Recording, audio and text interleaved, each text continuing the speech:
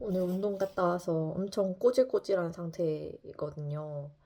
그래서 얼굴은 못 찍고 상반신 위주로 찍어보려 합니다. 최근에는 책을 읽어도 하고 싶은 말이 없었어요. 좀 뭐랄까, 그냥 재밌게 잘 읽었다 이런 느낌? 그리고 이걸 어떻게 설명해야 될지도 모르겠고 내가 느낀 느낌을 어떻게 잘 전달해야 될지도 모르겠고 뭐 영상을 한 두세 개 올려보니까 괜히 욕심만 더 생기고 말을 잘 못하겠더라고요, 오히려. 그리고 다른 사람들이랑 의사소통하면서 독서 모임하면서 얘기할 때는 상호작용을 하니까 할 말이 막 계속 떠오르고 티키타카가 되면서 더 하고 싶은 말이 그때그때 막 동시다발적으로 생겼는데 혼자 말하니까 좀 마가 뜬다고 해야 될까? 그래서 좀 어색함이 있었어요. 근데 이런 욕심을 내려놓고 오늘은 뭔가 찍어보고 싶어서 카메라를 켰고요. 오늘 얘기할 책은 총 4권입니다. 이 중에 완독한 책도 있고, 완독하지 못한 책도 있고, 아직 아예 손도 못 댄 책도 있어요. 다 읽은 책부터 좀 얘기를 하면, 첫 번째 책은 완독한 지 좀 된 책인데, 이언 맥큐언의 속죄입니다. 이 책 어톤먼트라는 영화로도 유명하죠. 이언 맥큐언은 미국 작가, 아니 영국 작가인데 이거 책 읽어보신 분들은 아시겠지만 진짜 필력이 대단하고 대작가예요. 이야기를 끌어나가는 힘이 굉장히 대단하고 이 속죄도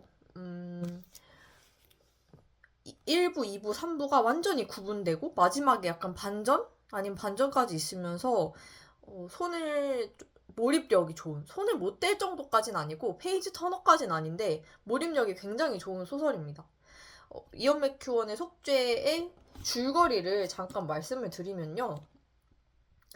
여기에 그 브라이언이라는 어린 아이가 주인공으로 일부에 등장을 하고요. 이 아이의 언니인 어 세실리아? 잠시만요. 세실리아가 이제 언니로 등장을 합니다. 그리고 세실리아랑 뭔가 썸씽이 있는 로비라는 인물이 등장을 하고요. 근데 이 세 명이 음, 어떤 오해 아닌 오해 속에 사건이 벌어지면서 이어진 이야기예요. 브라이언이가 이 둘의 섹슈얼한 장면을 보고 오해를 하게 되거든요. 특히 이 로비라는 남자에게 굉장한 오해를 갖게 되는데 그것 때문에 어, 줄거리가 완전 파멸로 이어가요. 1부에 완전 뭔가 파멸이 나면서 끝이 납니다. 이게 너무 스포가 될 것 같아서 말을 다는 못하겠는데 그 1부의 충격 아닌 충격을 받고 2부로 시작하면서 이 로비라는 인물이 굉장히 힘들어져요. 그 브라이언이라는 아주 어린아이의 어떤 잘못된 행동, 말 하나로 누명을 쓰게 돼서 2부부터는 로비란 인물이 굉장히 고생을 하거든요. 그리고 3부에는 다시 브라이언이가 속죄 같은 이제 생활을 하면서 좀 이야기가 전개되는 그런 스토리입니다. 보면은 이 브라이언이랑 세실리아라는 이 두 자매가 어떤 관계를 가지게 되는지 이런 오해 속에서 씻을 수 없는 브라이언이의 죄 때문에 이 자매의 관계는 어디까지 이제 조각나고 또 이 로비와 세실리아가 둘이 사랑을 나눌 수도 있었던 젊은 청년들이 어떻게 이제 비극을 맞이하는지. 그 속에서 브라이언이라는 이 어린 아이는 나중에 작가로 성장하거든요. 근데 이 작가로서 속죄하는 그런 레이어? 또 다른 하나의 층이 있어요. 이제 어떤 소설을 쓰면서 이 로비와 자기 언니 세실리아의 어떤 그 스토리를 자기가 일종의 신처럼 이제 다시 한번 그런 소설가로서의 삶도 등장하거든요. 그래서 이언 맥큐어는 이 책을 소설, 그러니까 소설가, 그리고 소설가는 어떤 신적인 존재로 이 작품 안에서 작용하잖아요. 그 어떤 소설을 쓴다는 건 세계를 구축한다는 거니까. 근데 이렇게 내가 세계를 마음대로 구축해도 되나? 약간 이런 윤리의식이 있었던 것 같아요. 그래서 그런 의미로 이 책을 집필을 한 것 같은데, 편집자가 보기에는 완전 고자극, 어, 소설인 거죠. 왜냐면 로비와 세실리아의 약간 그런 스킨십, 어떤 로맨스적인 그런 섹슈얼한 그런 장면들도 막 등장을 하고, 그 속에서 그런 장면을 보고 브라이언이가 오해를 하는 그 장면도 너무 좀 파괴적이면서도 되게 드라마틱하고, 그리고 이런 돌이킬 수 없는 사건이 벌어지는데, 그때 그 세실리아 브라이언의 가족들, 그러니까 엄마나 그 장남이 있거든요. 제일 위에 오빠가 있는데 그 오빠의 행동이라든지, 그때 그 집을 방문했던 사촌들, 뭐 이런 사람들이 어떻게 행동을 하는지, 뭐 그런 것들까지 아주 세세하게 이제 이야기가 나오기 때문에, 무슨 말 하려 했지? 아무튼 굉장히 재미있다. 소설적으로 재미있다. 그리고 제2차 세계대전을 배경으로 하고 있어요. 특히 2부가 로비가 참전을 하게 되거든요. 이제 그 1부에서 나오는 그 사건 때문에 결국에는 전쟁까지 참전을 하게 돼요. 거기서 나오는 이제 그 세계대전, 그 전쟁의 모습도 너무 참혹하고 아주 사실적으로 묘사가 되어 있거든요. 그래서 그 부분도 보면 소설적인 어떤 가치를 가지고 있고, 재미와 가치와 어떤 윤리의식 이런 것까지 모두 생각해 볼 수 있는 소설이어서, 말을 너무 장황하게 한 것 같은데 아무튼 굉장히 추천하는 소설입니다. 저는 이 책을 읽고 어톤먼트란 영화도 이어서 봤어요. 키라 나이틀리랑 제임스 맥어보이가 주연으로 하는 그런 영화인데, 영화의 미장센이 엄청 좋더라고요. 그래서 이 책이랑 같이 한번 읽어보시면 좋을 것 같습니다. 꽤 오래돼서 되게 자세한 내용 기억이 안 나는데, 그래도 느낌은 많이 기억이 나요. 제가 포스트잇도 되게 많이 붙여놨었는데, 알라딘 중고 서점에 팔려고 지금 다 떼놨거든요. 근데 표시, 뭐, 할 만한 데도 많고, 그런 책이었습니다. 네, 그리고 두 번째로 제가 이제 완독한 책은, 이거는 꽤 최근에 완독한 책이고요. 보이시나요? 누구 책일까요? 잘 보면 보이십니다. 레이먼드 카버의 대성당이라는 책입니다. 여기 옆에 이렇게, 이게 좀 옛날 판본이어서 아예 완전히 그 검은색 표지인데, 사실은 완전히 이렇게 검은색 표지가 아니고 좀 여기 요 상반신 상반신에 다른 그림이 들어가 있어요. 최근 문학동네 그 전집 표지에는. 근데 이거는 제가 도서관에서 빌린 거라 좀 이렇게 깔쌈하게 올 블랙으로 되어 있는데, 저는 이게 더 마음에 들어요.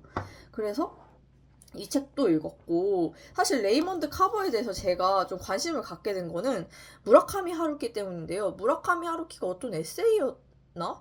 레이먼드 카버를 좋아하고 실제로 교류를 했다는 이야기가 있는데, 저는 어떤 이 동양, 특히 일본의 그 대작가랑 미국의 대작가가 서로 교류를 했다? 이런 게 엄청 신선하게 느껴졌고, 또 무라카미 하루키가 좋아하는 작가? 작가가 좋아하는 작가는 어떤 작가일까? 왜 좋아할까? 이런 게 궁금해졌어요. 물론 저는 사실은 하루키파는 아닙니다. 하루키를 좋아하지 않아요. 하루키가 가지는 그런 몽롱하고 모호한 세계라고 해야 될지, 아니면 좀 고독한데 그게 되게 직관적이지 않고 좀 돌려 말하는 그런 화법이 저는 잘 안 맞거든요. 그래서 무라카미 하루키의 노르웨이 숲을 읽어봤는데, 거기에 나오는 미도리라는 인물 빼고는 별로 마음이 가지 않았고요. 나오코? 거기 나오는 이제 그 주인공이 연모하는 그 대상, 그 친구도 사실 잘 이해가 되지 않고요. 좀 하여튼 하루키는 어쨌든 제 스타일이 아닌데, 카버는 좀 궁금했습니다. 그래서 레이먼드 카버의 대성당 읽기 시작했는데, 저는 이게 장편 소설인 줄 알았어요. 근데 단편 모음집이더라고요. 이거부터가 저는 완전히 충격. 다 이어질 줄 알았거든요, 소제목으로. 근데 단편을 맛있게 쓴다. 그리고 어, 좀 꺼드럭대지 않는다. 그래서 좋았습니다.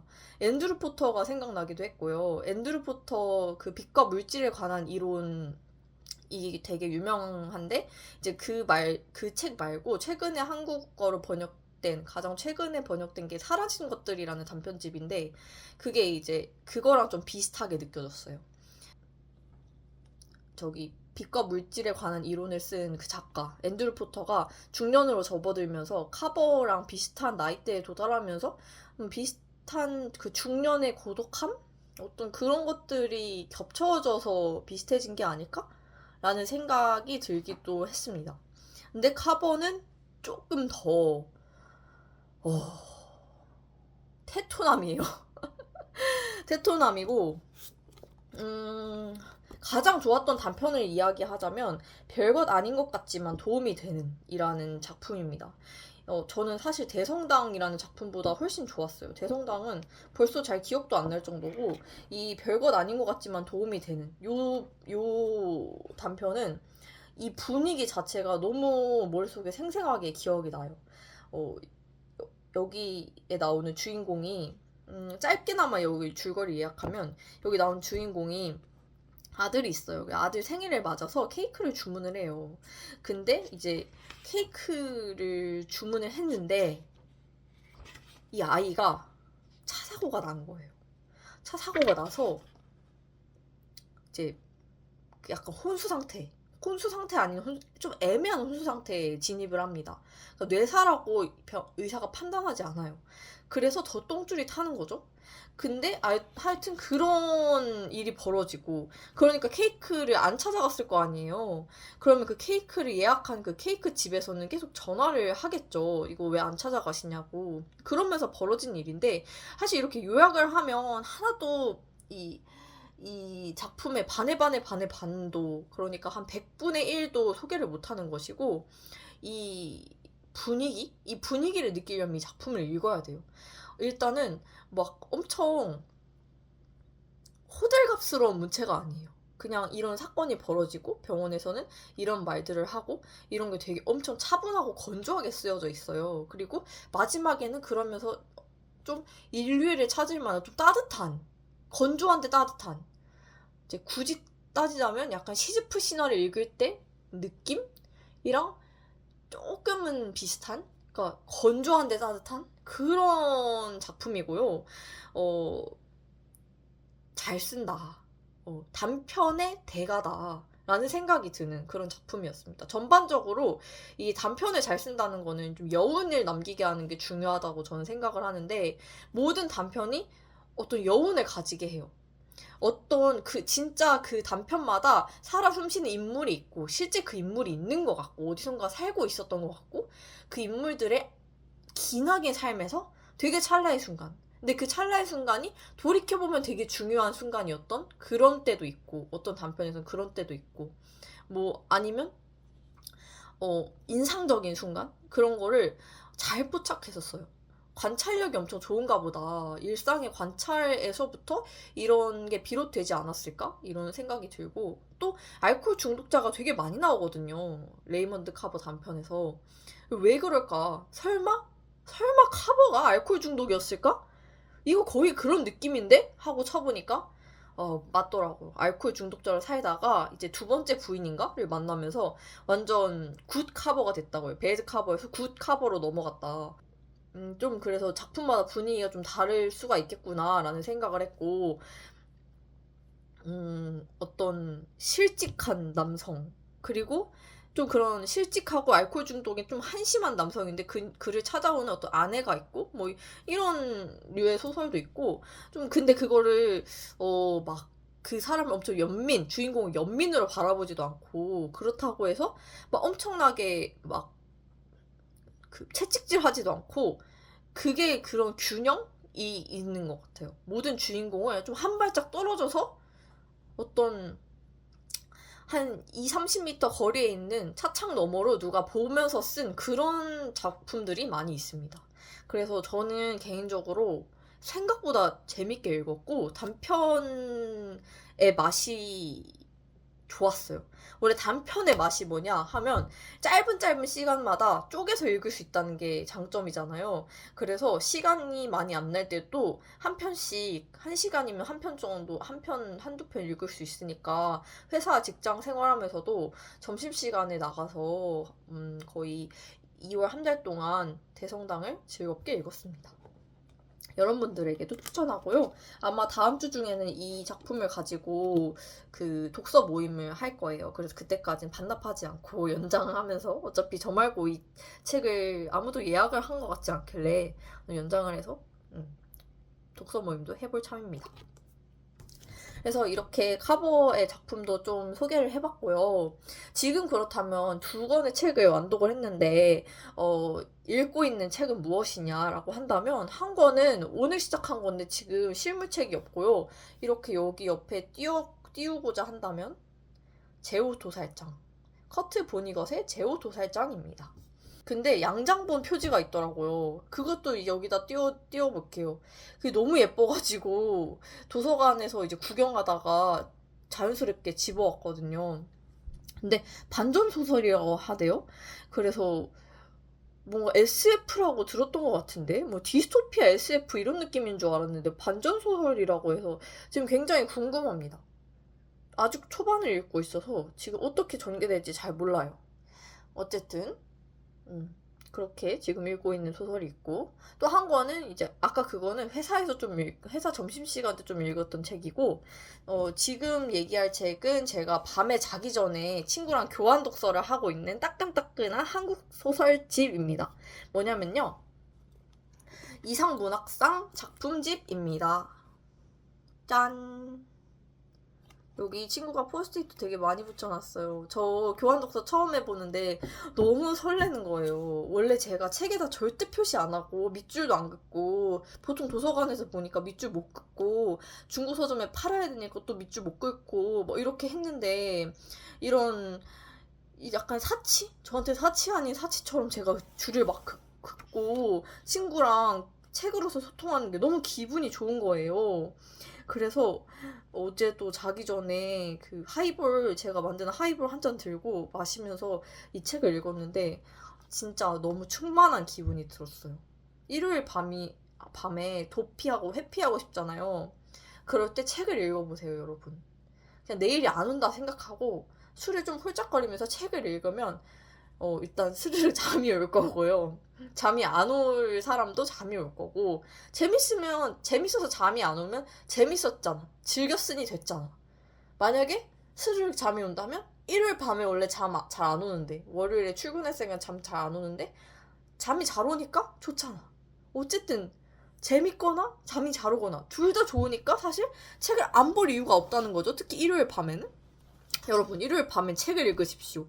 갑자기 왜 이렇게 됐는지 모르겠는데 흐름이. 아무튼 제가 요즘 자기 전에 이걸 읽고 있습니다. 근데 저 진짜 최근에 그 해외 고전들 위주로 읽다 보니까 한국 소설이 너무 고팠나 봐요. 이게 너무너무 좋아요. 이 한국 소설 읽는다는 게 너무너무 좋아요. 어떡해?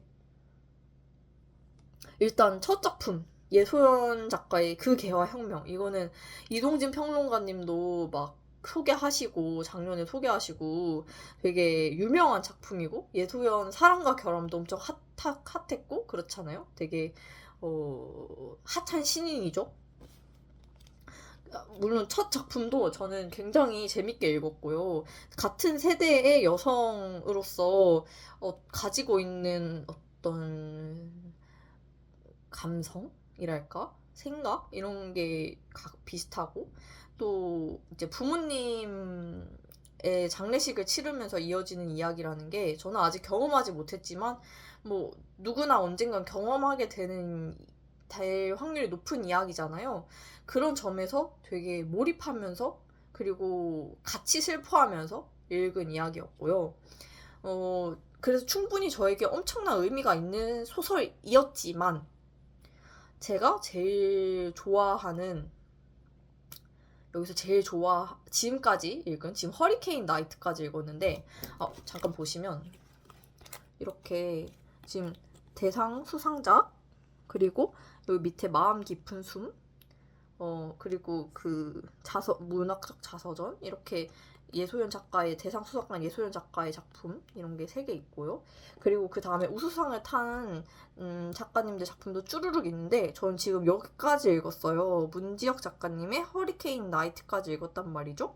근데 이 중에 지금까지 읽은 것 중에 제가 제일 마음에 들었던 것은 일렉트릭 픽션입니다. 김기태 작가님의 작품이고요. 김기태 작가님은 그 유명하시잖아요. 그 사람이 인터내셔널로 작년인가 재작년에 굉장한 그 센세이션을 불러일으키신 작가님인데, 제 작가님이 이제 그때 센세이션하게 등장하신 분이어가지고 제가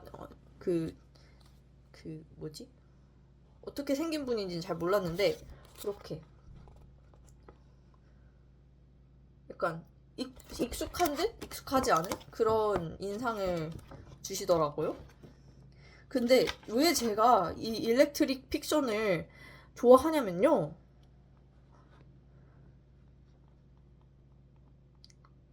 제가 좋아하는 포인트는 다 좀 비슷한 것 같아요. 꺼드럭대거나 막 이걸 엄청나게 뭐랄까, 그 과한 사랑, 과한 면민, 과한 감정이 없어요. 그게 좋아요. 되게 보편적인 삶을 건조하게 쓰는 그런 작가들을 저는 좋아하는 것 같아요. 근데 그러니까 자기의 특수한 어떤 삶이든, 뭐 아니에르노 같이 자기의 개인적인 삶을 썼는데 그게 어떤 보편적인 의미, 사회적인 의미를 가질 때 주는 울림이 큰 것 같고요. 김기태 작가님도 물론 에세이, 자전적 소설을 쓰시는 분은 아니지만 사회적인 의미로 공명할 수 있는, 독자가 공명할 수 있는 그런 작품들을 많이 쓰시는 것 같아요. 일렉트릭 픽션 역시 그렇고요. 일단 일렉트릭이라는 게 제목에 들어가 있잖아요. 전기라는 소재를 가지고 이 작품을 펼쳐 나가십니다. 그래서 예를 들면 사람은 전기로 산다. 저희가 이제 어떤 행동을 할 때 뇌로 전기 신호가 가잖아요. 뇌에서 이렇게 그 감각기관으로 받아들인 정보를 해석하고 근육을 움직이고 장기 활동을 지속시키기 위해 신경세포는 쉬지 않고 전기 신호를 주고받는다. 그러니까 사실 인간도 전기 신호로 인해 움직이는 거고, 냉장고나 휴대전화도 뭐 다 충전하고 뭐 이럴 때도 전기가 필요하고요. 여기에 있는 여기 나오는 등장인물은 일렉트릭 기타를 삽니다. 근데 오피스텔에 살고 있는데 그 얼마나 힘들겠어요. 일단 위아래, 옆, 집 다 신경 써야 되고, 앰프 뭐 이런 거 소리가 조금이라도 크면 다 들리겠죠. 되게 신경이 쓰이겠죠. 뭐 그래서 거기서 일어나는 어떤 일화들이 있고요. 그렇지만 어떤 이런 줄거리를 떠나서 문장 자체가 굉장히 마음에 드는 문장이 많았어요. 여기 116페이지 나오는데, 서로 마주치지 않기 위해 문 밖의 기척에 귀를 기울이고 다음 엘리베이터를 타는 곳.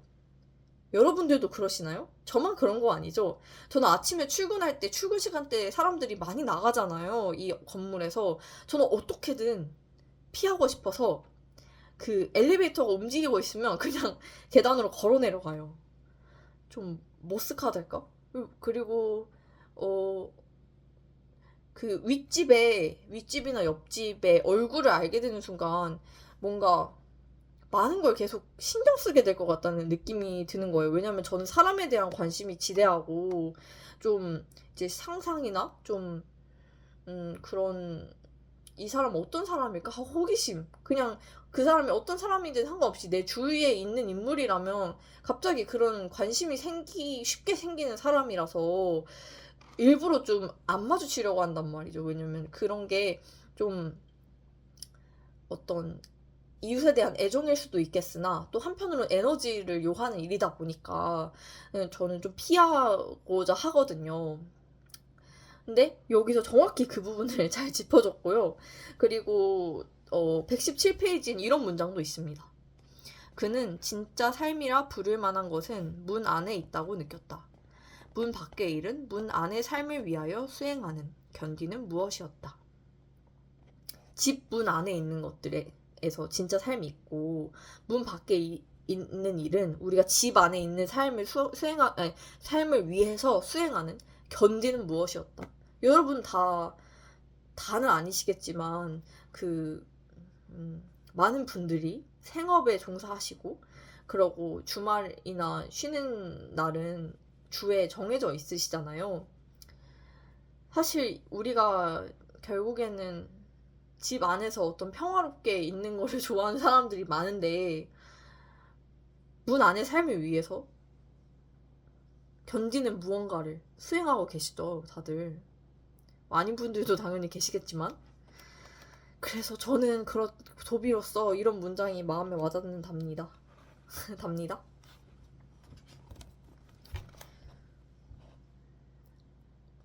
이런 일상의 모먼트를 되게 일반적인 문장으로 얘기하는데 탁탁 와닿는 그런 게 김기태 작가님의 매력인 것 같아요. 또 한 분이 서정원 작가님의 리틀 프라이드, 정기현 작가님의 슬픈 마음 있는 사람, 최민우 작가님의 구하나 이렇게 있는데 정기현 작가 겸 편집자님은 제가 너무 좋아하는 미음사 TV를 구독하기 때문에 너무 좋아하는 편집자 겸 작가님이어가지고 기대를 많이 하고 있어요. 그래서 다 빨리 이 영상 마저 찍고 읽어보려고 합니다. 아, 지금 보이시나요? PMS 진짜 개심해서 지금 턱이 다 뒤집어졌어요. 아, 최악이에요.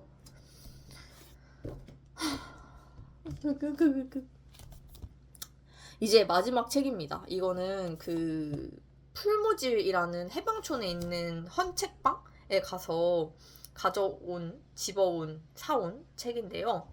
바로 아니에르노의 카사노바 호텔입니다. 아니에르노 작품을 저는 많이는 못 읽고 단순한 열정이랑 부끄러움 정도만 읽어봤어요. 근데 부끄러움을 읽고 많이 필사했어요. 그때 읽었던 당시에. 꽂히는 문장들이 정말 많고 어떤 또 제 스타일이더라고요. 최근에 민음사 올라온 유튜브 채널에 고화성 배우님이 아니에르노 엄청 좋아한다고 하셨던데 저보다 훨씬 좋아하시는 것 같더라고요. 그래서 명함을 내밀 정도는 아니지만 저도 꽤나 좋아한답니다. 그래서 이번에 겸사겸사 해방촌을 들렀는데 겸사겸사 카사노바 호텔을 사왔습니다.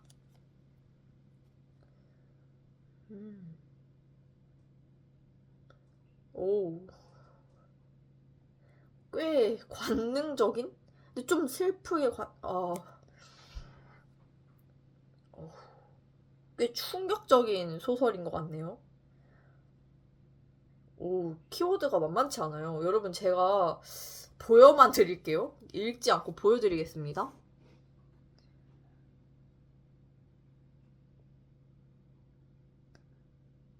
예, 그렇습니다. 이거 보여주는 것만으로 노란 그 모식이 안 붙겠죠? 제가 말을 하지 않았으니까? 요즘에 화면으로 인식하려나? 그냥 텍스트인데 뭐. 아무튼 이런 작품이고요. 되게 짧아서 금방 읽을 수 있을 것 같고 또 그 짧다고 절대 가벼운 작품을 쓰실 분은 아니기 때문에 마음을 꽉 먹고 읽겠습니다. 저는 사건이라는 작품도 읽고 싶은데 그거는 아직 좀 엄두가 안 나서 좀 아껴두고 있고요. 나중에 사서 읽을 예정입니다. 이렇게 해서 오늘 4-5건 정도 얘기를 해봤는데요. 뭔가 한 번 또 이렇게 영상을 키면 거의 40분씩은 말하는 것 같은데, 이걸 편집할 때 좀 고역스럽더라고요. 다른 게 고역인 게 아니라 횡설수설하는 내 모습을 견디는 게 너무 고역이에요. 그리고 제가 편집 실력이나 이런 게 없으니까 이거 편집점이나 이런 것도 잘 모르고 또 자막도 이렇게 잘 다는 편이 아니고 해서 좀 못하는 나를 견디는 게 힘들어요.